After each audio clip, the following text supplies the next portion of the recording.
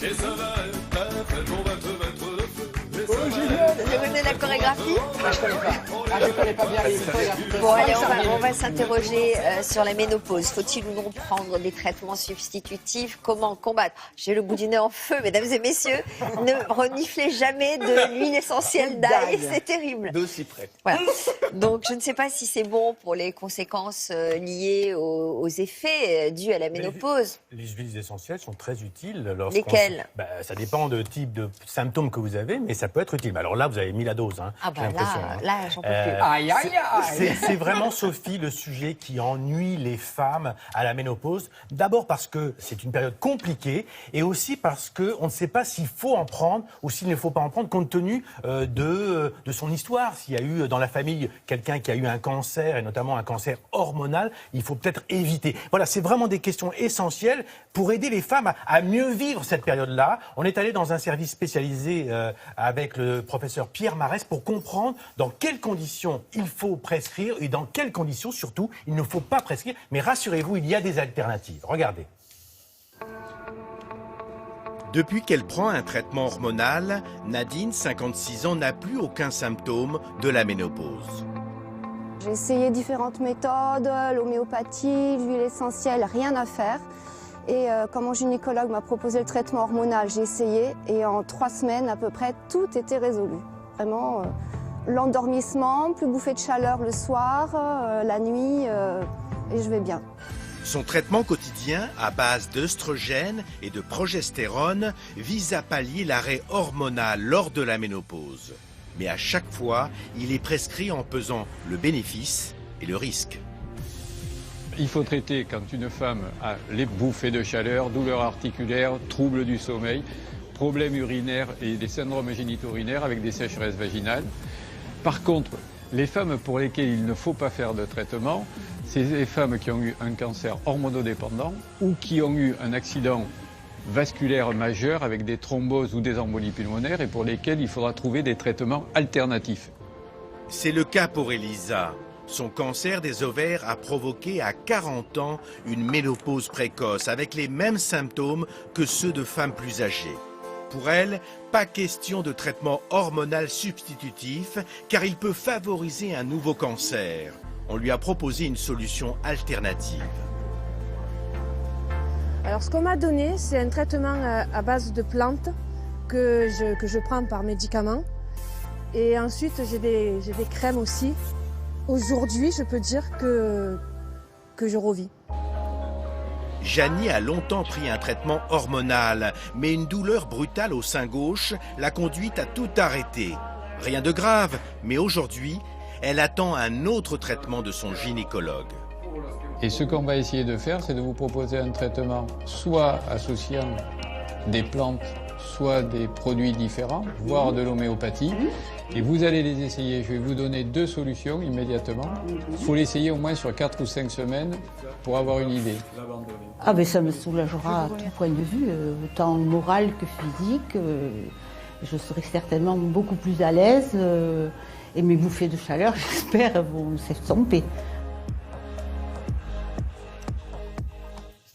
Alors, avec nous, le docteur Michel Mouni, merci d'être là. Bonjour. Le mot d'ordre, c'est quand même de ne pas rester inactif, de ne pas subir. Il y a toujours une solution, mais encore faut-il trouver laquelle? Le traitement de la ménopause, d'abord, il faut savoir quand on est ménopausé.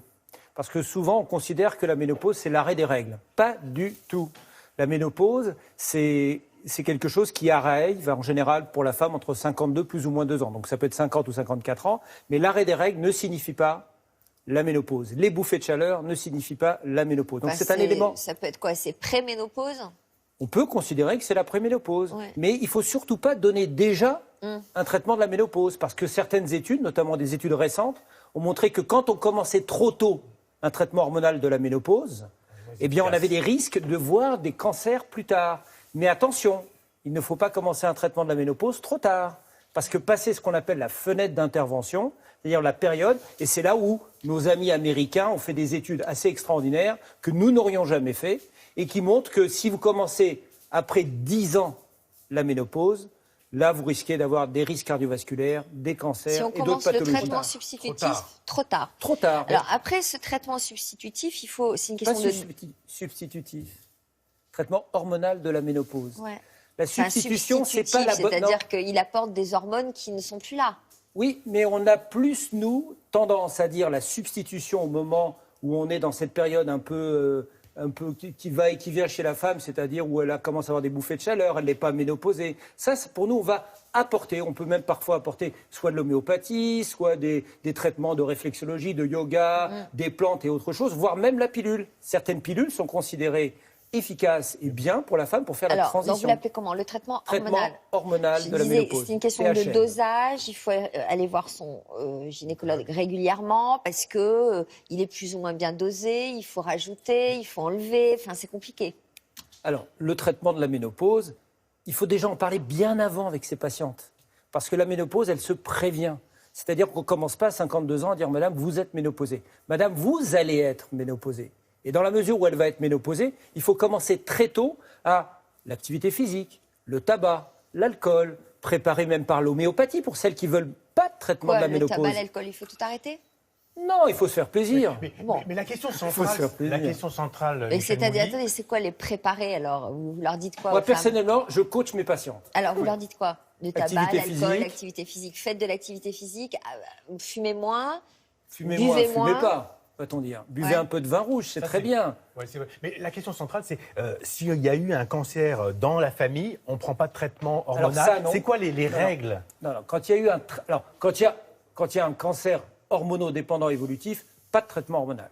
Ça, c'est radical. Maintenant, le fait d'avoir dans la famille un risque, même parfois génétique, parce qu'il y a deux façons. Il y a le risque génétique, où on a mis en évidence des marqueurs, le BRCA1, BRCA2, et le risque familial, où on n'a pas encore mis en évidence. Il n'y a pas de contre-indication théorique du traitement de la ménopause. Mais vous le voyez dans votre consultation, docteur, de plus en plus de femmes disent « je ne veux pas le traitement, je ne veux pas les médicaments hormonaux, je veux pas… » Elles ont peur de ces traitements-là.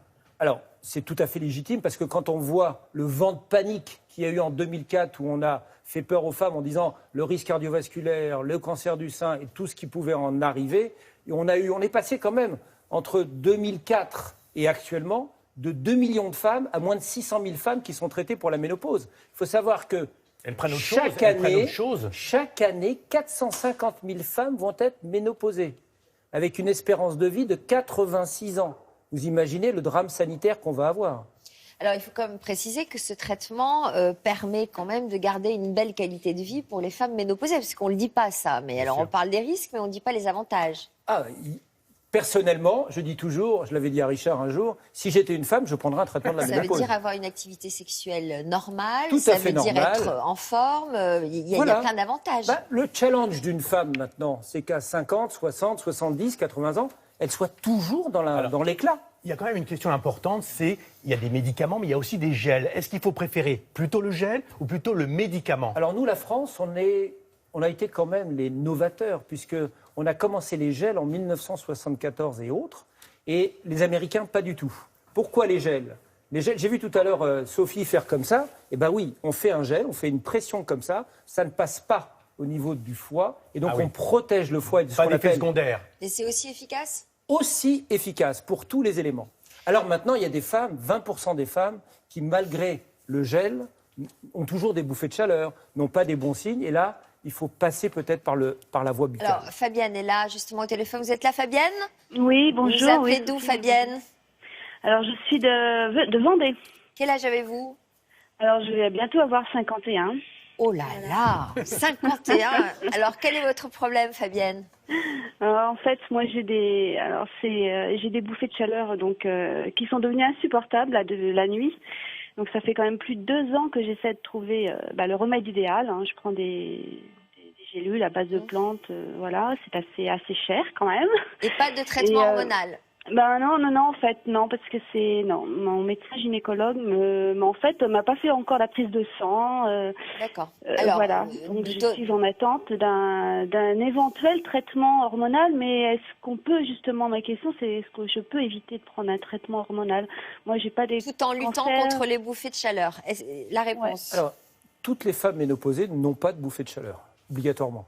Il n'y en a qu'à peu près 40 à 50%. Elle est dans une période qu'on va appeler la préménopause. Est-ce qu'elle a déjà pris une pilule? On peut parfaitement éviter les problèmes de saignement, de bouffée de chaleur, le bien-être de la femme en poursuivant éventuellement certaines pilules, en faisant attention jusqu'à la ménopause et après faire une transition. Donc si elle peut, il y a la possibilité de continuer une pilule si elle en avait eu une, soit de prendre des produits homéopathiques, et on en a, qui sont efficaces, se lancer vers le yoga, vers la réflexologie, vers beaucoup de choses qui vont améliorer la qualité de vie, fabriquer des endorphines, parce que ça fait du bien. Voilà. Plaisir, l'hormone du plaisir. J'ai pas Et dit du ça. bonheur. C'est- Du bonheur. Oui. Très bien, merci cher docteur. Et l'huile essentielle d'ail, ça a un petit effet, non, sur les conséquences Bon, on va essayer de voir. Voilà, parce que franchement, là, on s'en sort pas. On s'en sort réinvitera pas. Michel Mouly pour nous parler de On l'ail et vous du embrasse, traitement. Fabienne, et merci de vous être libérée pour nous.